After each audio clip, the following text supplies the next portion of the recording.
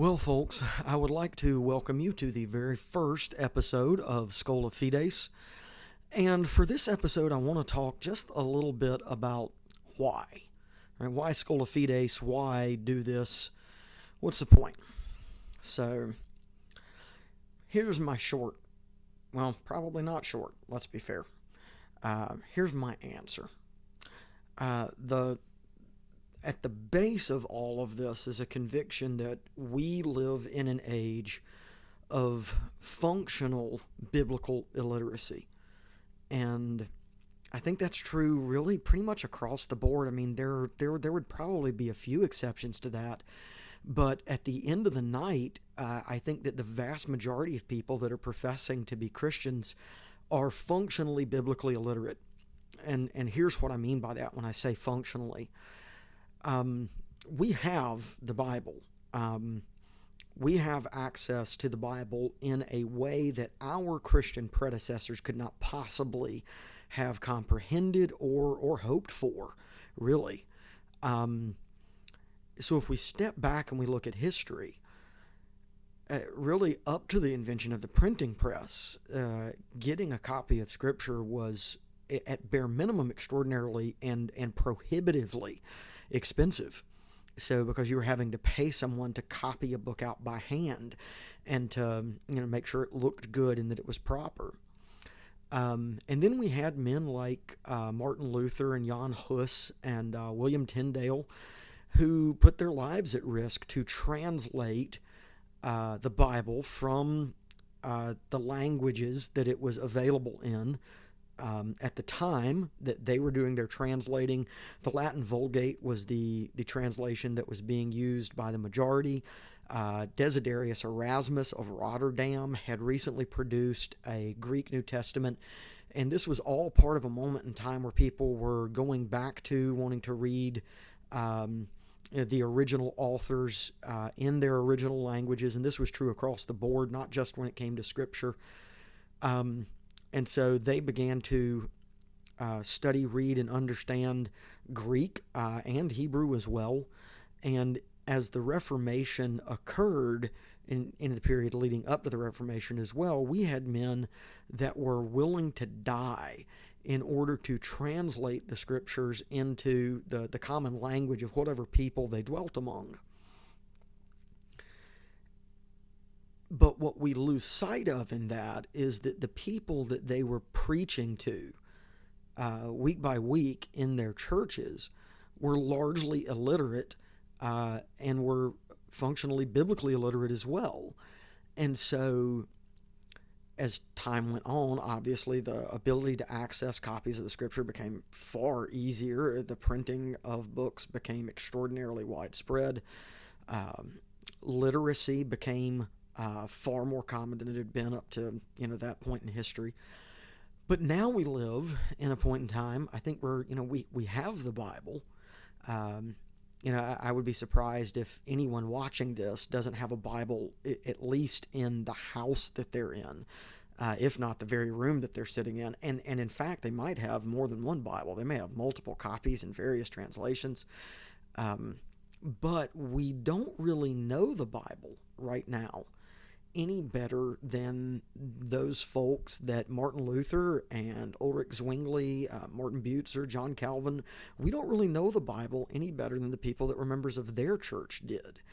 And so in an age of biblical illiteracy, I think it's definitely necessary that we see some sort of education in the basics of Christianity, and we also provide the opportunity for your normal person that's sitting in the pews to get a deeper biblical education.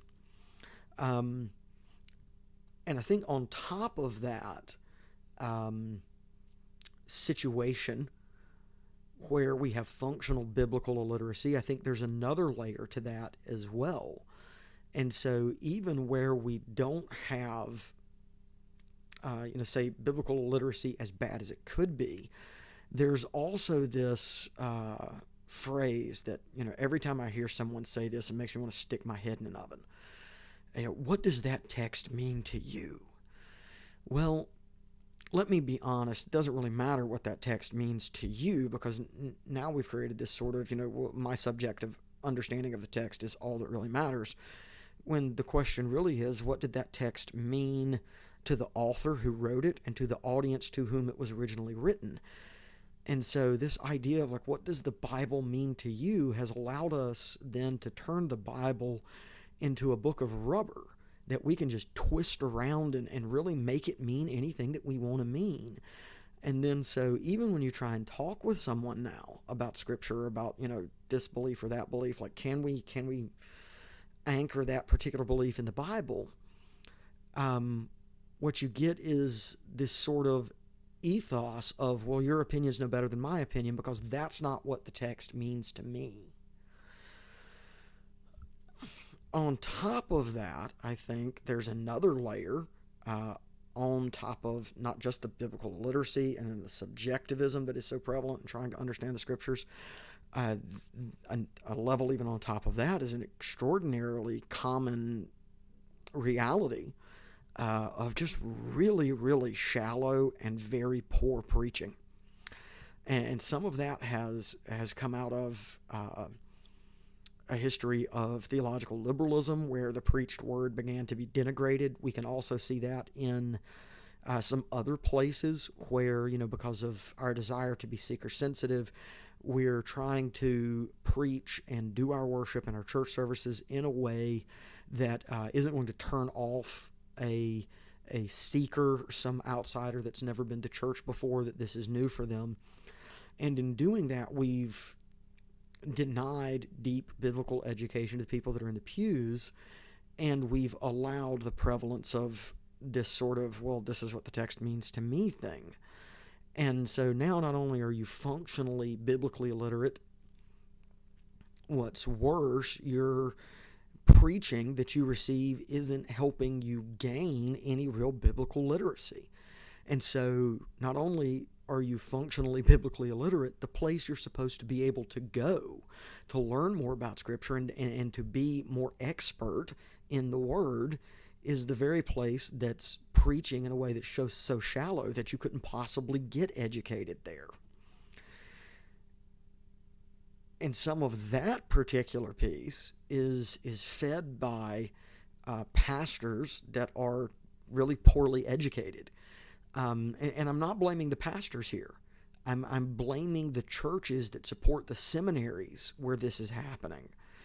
And so for those of you who maybe are not familiar with the concept of seminary, that's the school that you would go to get a degree in biblical studies, theology, church history, those sorts of things, in order to give you the tools that you need in order to be a more efficient and a better pastor.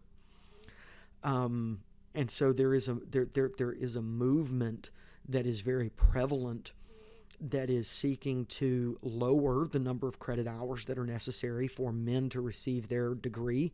A master's degree in divinity is normally the degree that they would be receiving. And so we're seeing, for example, the biblical languages get pushed very much to the margins. And then those languages are being those language classes are being replaced with English Bible classes, with loads more classes in practical theology, and courses in management and that sort of thing. And then that education bleeds over into the pulpit, because those seminaries are educating the men that are going into these churches and preaching.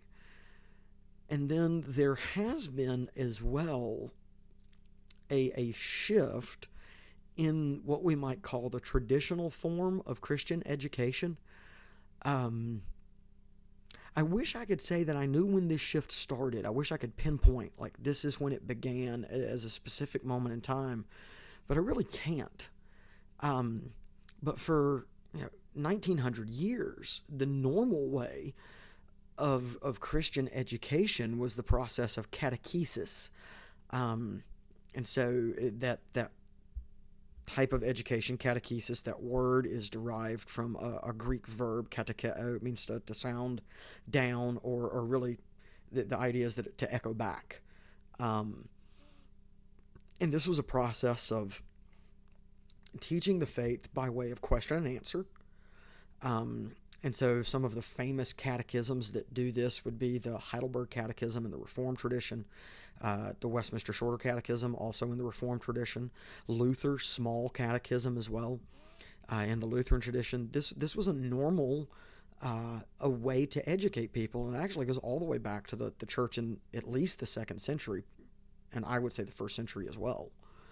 Um, and part of that catechetical instruction almost always included some sort of instruction in the Apostles' Creed, so the most basic summary that there is of the historic Christian faith, and then the Ten Commandments and the Lord's Prayer. And as you learned the catechism, you were learning very much the rudiments of the Christian faith. Well, the very concept of catechism has fallen so totally out of fashion that I would be surprised if anyone who's watching this that's not acquainted with Reformed or Presbyterian theology has even heard of a catechism. And so I think when you kind of tie all of those things together, that leads you to the answer to the question, why Schola Fides? I'm really disappointed that the church has not done better here. I am very disappointed that the preaching has become as shallow as it is. I'm very saddened by the current state of Christianity in not just the United States, but really worldwide, but especially here in the United States. And so this is my small way of trying to reverse that trend. I don't know how helpful it will be, but I certainly do hope that it's helpful for those of you who watch this. So I hope that answers the question, why Schola Fides, and tune back in for the next episode coming, well, maybe in a week. So God bless.